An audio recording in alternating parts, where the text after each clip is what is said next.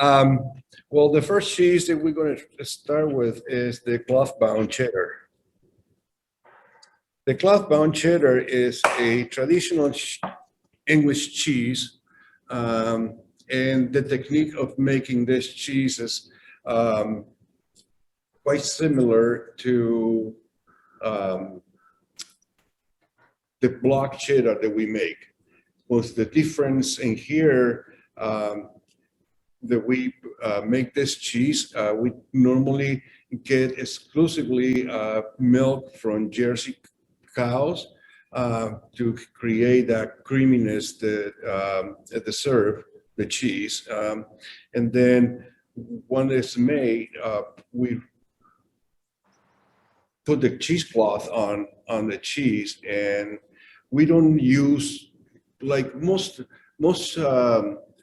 producers, this similar type of cheese, I would say. Like in the East Coast, we make some 2 or 3 companies that's making Clothbound cheddar, and then we have some other ones in the West Coast. But in our case, we don't use lard in the surface of the cheese to protect the cheese and be able to age. And in our case, we develop the mold naturally with what we have in our own caves. And it takes a little bit longer, but it creates a much higher complexity on flavors and develop a nice, sweet, creamy texture during the aging. Right now, the Clothbound cheddar, we aging for 8 months up to 16 months, I would say, for the traditional Clothbound, and then we have the extra mature or reserve, the reserve, which is normally between 14 and 16 months old when we have available. So this particular cheese that I have right here, I don't recall exactly the date it was made, but it has a beautiful color, nice caramel color, kind of creamy. I can tell you just by looking at. They have a very nice rind, nice and smooth rind. This cheese really looked nice, and they have a nice darker color near the surface. That's an indication basically of very well aged cheese, because it's gradually is creating more flavor on the surface of the cheese. So I don't know, Amy, if you want to add something to this. Well, one thing I'm noticing too is I want to point out for anybody who has a piece of cheese in front of them that the while it was wrapped in cloth for the aging process, before it makes its way to your step or however you shopping at the local specialty store, we're going to remove all that cloth, but you can see that bedded imprint on the outside of the cheese. So we remove the cloth, we brush the rind, and essentially what's there is dried cheese. It's certainly edible, and you'll get a different flavor and texture right at the rind if you were to eat it. I choose not to, but there's no right or wrong there. I think that with cheese and with the whole day, everything that you do with cheese is like a lot of experimenting and finding what you like. If you want to pair your cheese with Oreos, go for it. Like, I think that this cheese maybe doesn't go with Oreos, my opinion.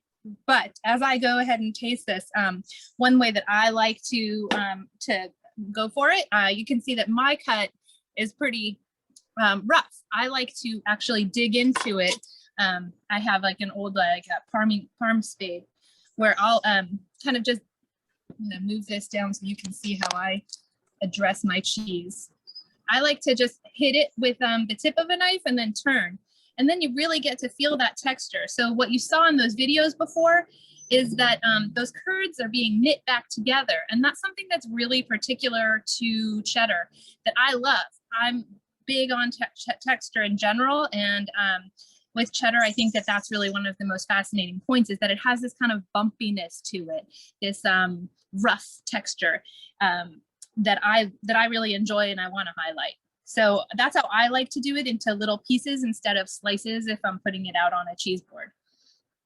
So when I taste the cheese, and I did because I can't resist, I've always loved this cheese, I'm noticing that like this wheel in particular, like Mariano said, this is a more aged wheel than what we used to age them to. We used to only age to about 6 months.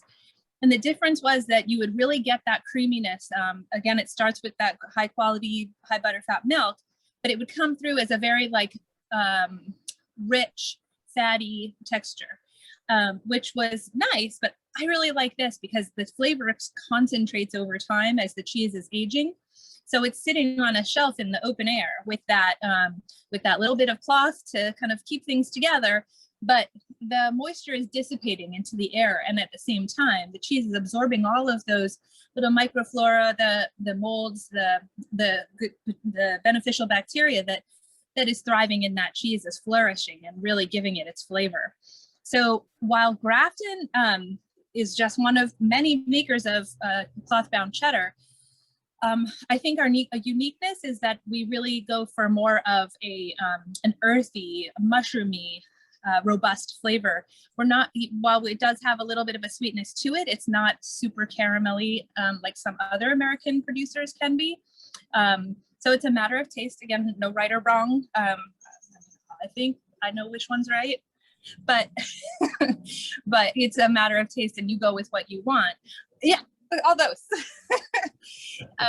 So you know, it's kind of unique to Grafton in particular, this robust flavor that you get from our wheels, and I think it's awesome. So we do as little as we can to interfere with the great quality milk that we start out with. And the reason I keep talking about this milk, you might be like, all right, enough, lady.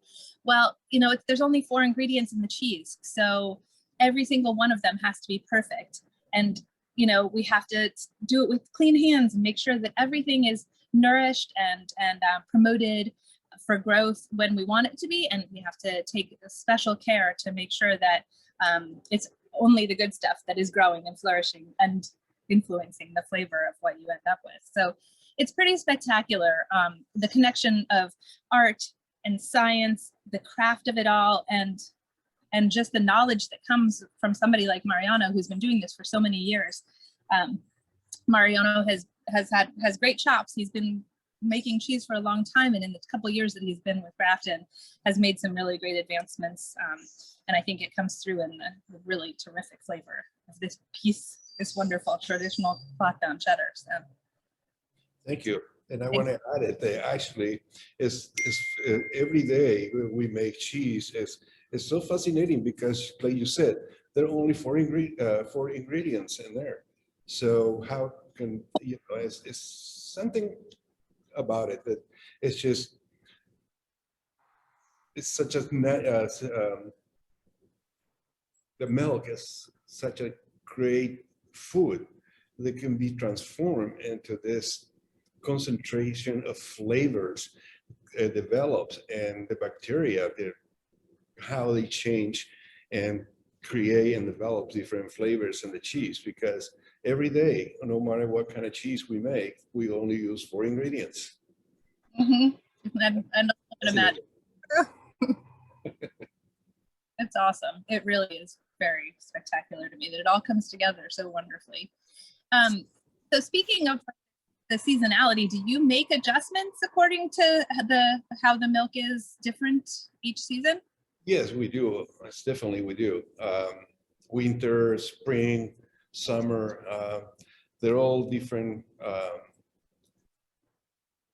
slightly different milk, even when it's milk, because the cows behave and react to the temperature in a different way.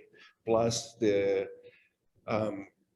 feed for the cows change also during the season. So some are grass-fed, and during the spring and summer, they are all outside. In the winter, they go back inside, and they got a very ration feed. So all those changes we have to be aware of, so we can do the adjustment that we need. Sometimes they need a little bit more rennet, or sometimes I have to use a different strain of bacteria to be able to create and guide the to where the cheese we want to be. Cool. As always, Mariano, you know how much I adore all of your cheeses and how well you do them. I was thinking, I have two quotes from Mariano that I tell everybody. One of them is that when we first met, he said to me, I can make good cheese with good milk. I can make great cheese with great milk, and I can make outstanding, award-winning cheese with outstanding milk. But I can't make outstanding cheese with just good milk. And I've always, just really loved that, because that tells us one thing, is that the end product does come by the quality of the milk that comes through. Of course, the cheese making as well, and that skill is very important. And I asked Mariano once, I said, what's the most important step in cheese making? And he looked at me and he said, all of them. So I really love that. And that's it's like, okay, yeah, you can't not have one. You miss one and they're all bad. So everything is important when you're making cheese. So I have a lot of familiarization with this cheese. I love this cheese. This is like one of my favorites. And so I decided that I do a lot of spicy stuff with it. And I've been working with Bonnie's jams a lot. And so I paired this up with the apricot orange. And it just really just does so well with that little bit of citrus and zing there. And of course, it can't be complete without having an Effie's. And Effie's come out with some new flavors. And the walnut is absolutely magnificent. Now, let's get it straight.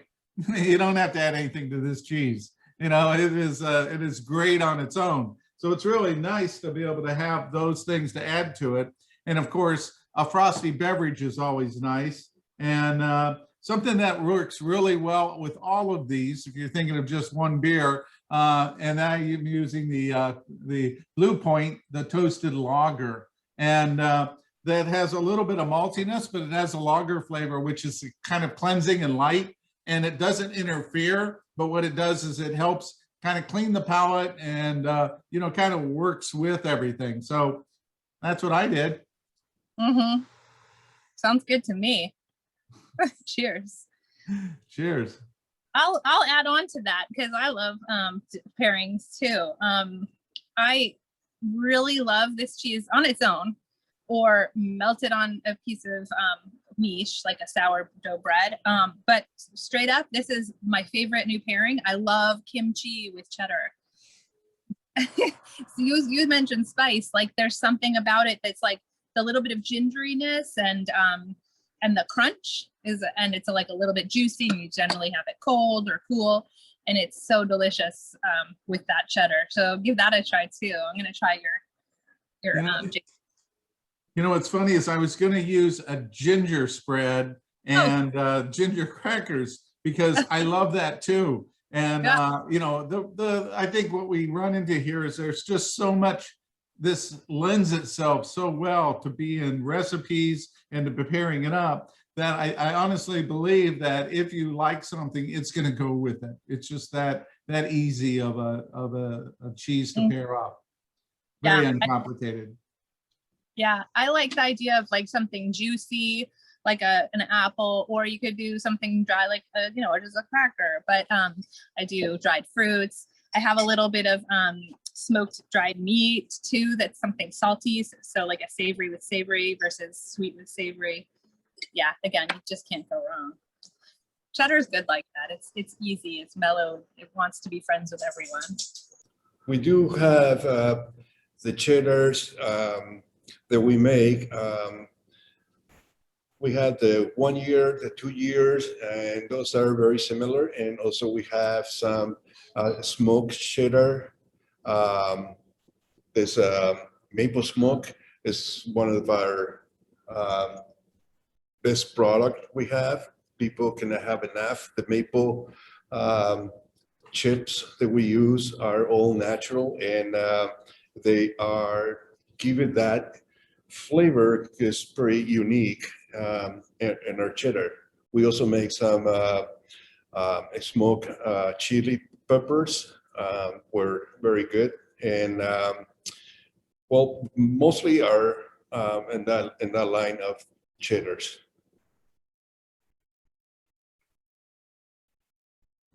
Oh, the truffle. Thank you, Michael. I totally forgot about the truffle.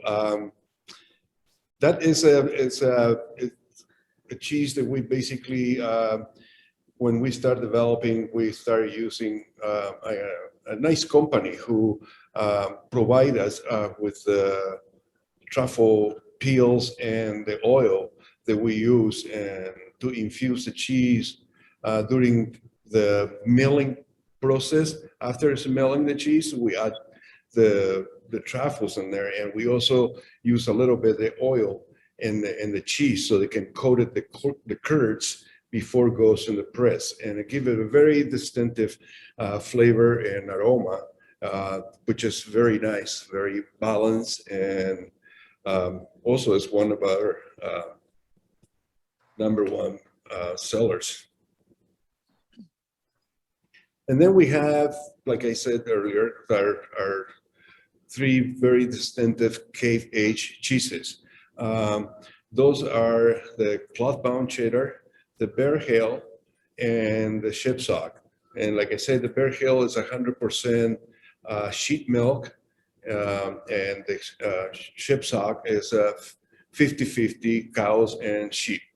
And also, all 3 of them, they use 4 ingredients, but slightly different bacteria one to another, so it can develop very different flavors. And of course, the shape of the cheese, the form that we use, also allows us to be able to age those cheeses to a certain period of time, so without allow the cheese to dry too much.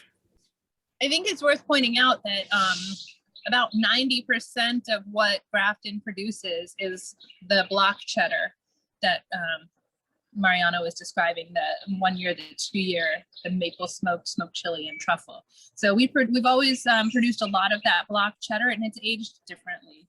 So it's made 40-pound blocks and aged in cryovac bags. So it doesn't produce a rind. And that's mostly what we distribute or sell to distributors who then get it to use for like kitchen use. It's very popular on like higher end burgers and in good mac and cheese, or in retail bars. You'll see that around the States.